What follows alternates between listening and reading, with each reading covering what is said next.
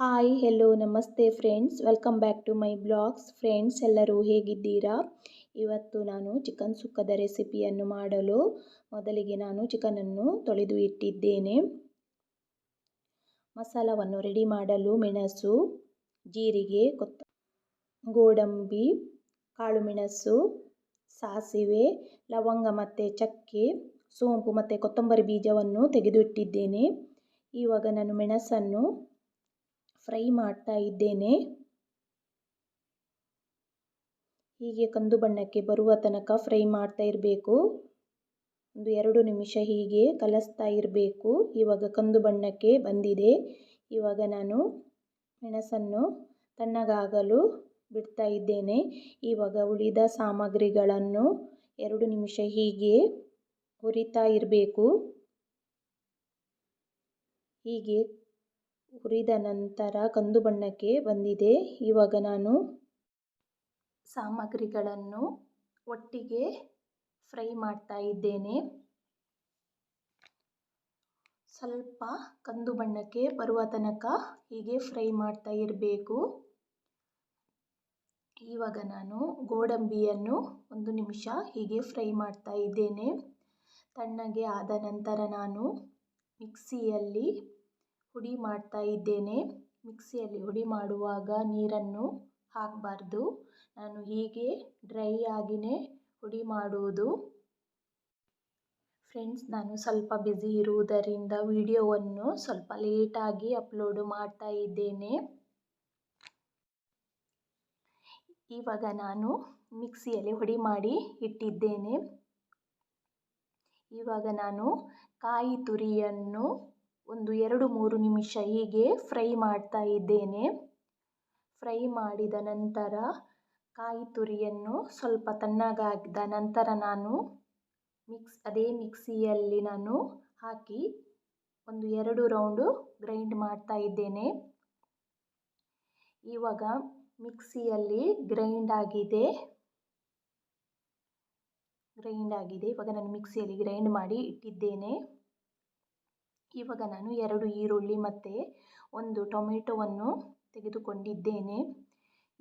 ಟೊಮೆಟೊವನ್ನು ನಾನು ಮೊದಲಿಗೆ ಚಿಕ್ಕ ಚಿಕ್ಕ ತುಂಡಾಗಿ ಕಟ್ ಮಾಡ್ತಾ ಇದ್ದೇನೆ. ಈರುಳ್ಳಿಯನ್ನು ಕೂಡ ಸಣ್ಣಗೆ ಕಟ್ ಮಾಡಿದ ನಂತರ ನಾನು ಬಾಣಲೆಯಲ್ಲಿ 2 ಸ್ಪೂನು ತುಪ್ಪ ಹಾಕಿ ನಂತರ ನಾನು ಈರುಳ್ಳಿ ಮತ್ತು ಟೊಮೆಟೊವನ್ನು ಸ್ವಲ್ಪ ಫ್ರೈ ಮಾಡ್ತಾ ಇದ್ದೇನೆ. ಸ್ವಲ್ಪ ತುಪ್ಪ ಬಿಸಿಯಾದ ಮೇಲೇ ಈರುಳ್ಳಿ ಮತ್ತು ಟೊಮೆಟೊವನ್ನು ಹಾಕಬೇಕು.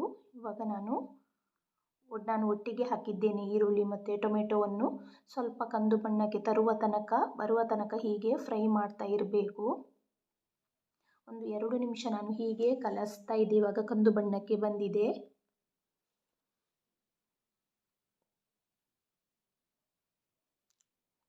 ಸ್ಟೋವನ್ನು ಸ್ವಲ್ಪ ಸ್ಲೋನಲ್ಲಿ ಇಟ್ಟಿದ್ದೇನೆ.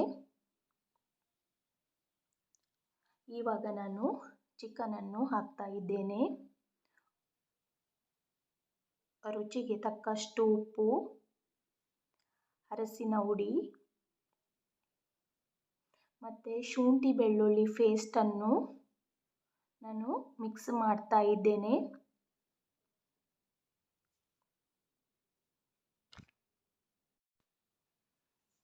ಇವಾಗ ಚಿಕನನ್ನು 1-2 ನಿಮಿಷ ಹೀಗೆ ಕಲಿಸ್ತಾ ಇರಬೇಕು.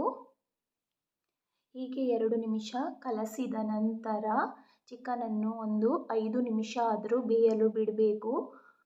5 ನಿಮಿಷದ ನಂತರ ಚಿಕನ್ನು ಬೆಂದಿದೆ. ನಾನು ಮುಚ್ಚಳವನ್ನು ಮುಚ್ಚಿಟ್ಟಿದ್ದೇನೆ. ನಾನು ಇದರಲ್ಲಿ ಮುಚ್ಚಳವನ್ನು ಮುಚ್ಚಿಟ್ಟಿದ್ದನ್ನು ತೋರಿಸಲಿಲ್ಲ. ಇವಾಗ ಚಿಕನ್ ಬೆಂದಿದೆ. ಇವಾಗ ನಾನು ಮೊದಲು ರೆಡಿ ಮಾಡಿಟ್ಟ ಮಸಾಲವನ್ನು ಮಿಕ್ಸ್ ಮಾಡ್ತಾ ಇದ್ದೇನೆ. ನಾನು 5 ನಿಮಿಷ ಇವಾಗ ಮಸಾಲ ಹುಡಿಯನ್ನು ಹಾಕಿದ್ದೇನೆ. ಇವಾಗ 5 ನಿಮಿಷ ಚಿಕನನ್ನು ಬೇಯಲು ಬಿಡಬೇಕು. ಇವಾಗ ಚಿಕನ್ ಬೆಂದಿದೆ. ಇವಾಗ ನಾನು ಕೊತ್ತಂಬರಿ ಸೊಪ್ಪನ್ನು ಕಟ್ ಮಾಡಿ ಇಟ್ಟಿದ್ದೇನೆ. ಅದನ್ನು ನಾನು ಚಿಕನ್ ಮೇಲೆಗಡೆ ಮಿಕ್ಸ್ ಮಾಡ್ತಾ ಇದ್ದೇನೆ. ಇವಾಗ ರುಚಿಕರವಾದ ಚಿಕನ್ ಸುಕ್ಕ ರೆಡಿಯಾಗಿದೆ. ನಿಮಗೆ ಇವತ್ತಿನ ಬ್ಲಾಗ್ ಇಷ್ಟ ಆದಲ್ಲಿ ಲೈಕ್, ಶೇರ್ ಮತ್ತು ಸಬ್ಸ್ಕ್ರೈಬ್ ಮಾಡುವುದನ್ನು ಮರಿಬೇಡಿ.